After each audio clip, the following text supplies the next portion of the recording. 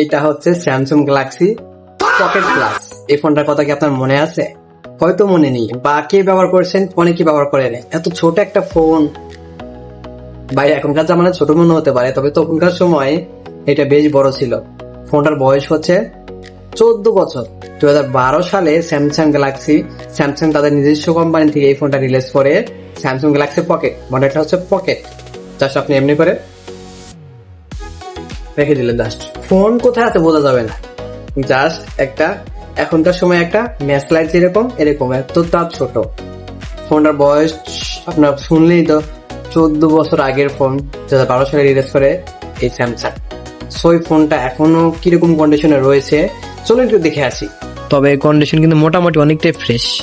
সাইডে একটু স্ক্র্যাচ উঠে গেছে, ঘষাঘষি করার কারণে দাগ মাগ পড়ে গেছে। এটা হচ্ছে ফোনটার ব্যাটারি। আগের তো সবগুলো ফোনে ব্যাটারি রিমুভেবল, মানে সবগুলো ব্যাটারি খোলা যেত। এখনকার তো সবগুলাই অ্যাডজাস্ট ব্যাটারি, খোলা যায় না। এটা হচ্ছে ফোনটার ব্যাটারি, এখন অরিজিনাল ব্যাটারি আছে। দেখি ফোনটা চালু হয় কিনা। 14 বছর আগের ফোন, হ্যাঁ ভাবা যায়। এটা হচ্ছে ব্যাটারির কন্ডিশন মোটামুটি ভালোই আছে। ফোনটা চালু হলে হয়েছে। হ্যাঁ দেখি লাগিয়ে ব্যাটারি চালু হয়ে তো ভালোই। টেনশন করতেছে চালু হওয়ার পরে টাচটা কাজ করবে কিনা, এটা হচ্ছে টেনশন। আমি পুরাতন ফোনগুলো কালেক্ট করে রাখি, কারণ আমার কাছে নস্টালজিয়া ফোনগুলো অনেক ভালো লাগে। ফোনগুলো আমি সেল করি না, তো যেটা আমার কাছে আসে, যেটা রাখার মতো ওটা আমি রেখে দিই। কি বিসমিল্লাহ। চালো ভাইব্রেশন করছে, তাহলে চালু হবে। ওয়াও, ডিসপ্লে প্রপারলি ভাবে আসছে। হ্যাঁ ডিসপ্লে প্রপারলি ভাবে আসছে, কোথাও মনে হয় কোনো স্পট নাই। যাক ভালো আছে। ফোনটা কিন্তু রানিং হয়ে গেছে, চালু হয়ে গেছে। দেখি টাচটা প্রপারলি ভাবে কাজ করে কিনা, এটা দেখতে হবে আমাকে। জাস্ট দেখি। এগুলো ফোন চালু হতে বেশি সময় লাগে না এখনকার অ্যান্ড্রয়েডের মতো। আগের ফোন ছোট হলেও এটার অনেক পাওয়ার ছিল তখনকার সময়। ওয়াও, কালারটা কিন্তু বেশ সুন্দর।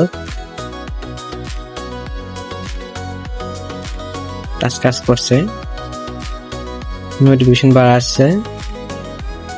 এটাও কাজ করে, এটাও কাজ করছে, কাজ করতেছে। ওয়াও, অসাধারণ। এগুলো দিয়ে কিন্তু ভাই ইউটিউব চলে না, কোনো কিছু চলে না। জাস্ট এগুলো কথা বলার জন্য আর হালকা পাতলা অডিও গান শোনার জন্য। তবে ফেসবুক মনে হয় চালানো যায়, ফেসবুক নামানো আছে, ফেসবুক না চালানো যায়। দেখি ক্যামেরাটা ওপেন করি, ক্যামেরা কি আসবে দেখি। চাপ তো দিয়েছি, ক্যামেরা এসে গেছে। বাহ, ভালোই তো। টাচ প্রপারলি কাজ করে কিনা এটা একটু টেস্ট করে দেখি।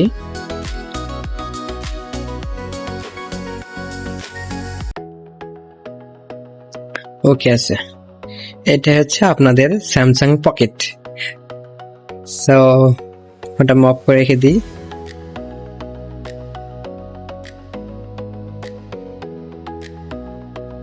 সো আপনারা তো দেখলেন ফোনটার কন্ডিশন। এখনো ফোনটা মানে স্মুথলি ভাবে এখনো চলছে। ভাই আগের একটা ফোন মানুষ যেভাবে যত্ন করে চালাতো, এইগুলো ফোন এখন আমরা কিরকম চোখে দেখি, নস্টালজিয়া, আমরা এরকম চোখে দেখি। তবে এই ফোনগুলো কিন্তু সাধারণ হিসেবে ব্যবহার করলেও এখনকার বাটন ফোন বা সাধারণ কোনো স্মার্টফোনের থেকেও এটা কোনো অংশ কম নয়। এটা দিয়ে আপনি স্মুথলি সাধারণভাবে কথা বলতে পারবেন, গান শুনতে পারবেন।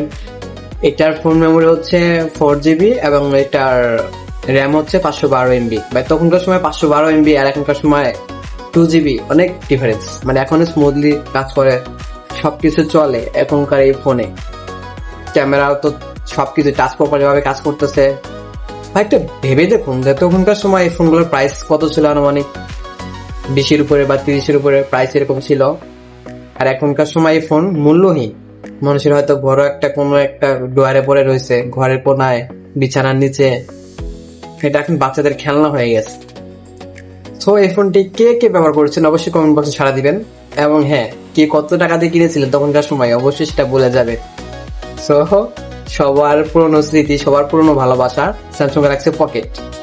সো আজকে ভিডিওটা এই পর্যন্তই। ছোট একটা ভিডিও ছিল, রিভিউ আপনাদেরকে দিলাম যে 14 বছর আগের ফোন এখন প্রপারলি ভাবে স্মুথলি ভাবে চলতে পারে কিনা। সো ভিডিওটা আপনাদের কেমন লাগলো অবশ্যই কমেন্ট করে জানাবেন। ভিডিও ভালো লাগলে লাইক করবেন, চ্যানেল নতুন হলে সাবস্ক্রাইব করবেন। দেখা হবে নেক্সট ভিডিওতে নতুন কোনো নস্টালজিয়া স্মার্টফোন রিভিউ নিয়ে। আপনারা ভালো থাকবেন, সুস্থ থাকবেন। আল্লাহ হাফেজ।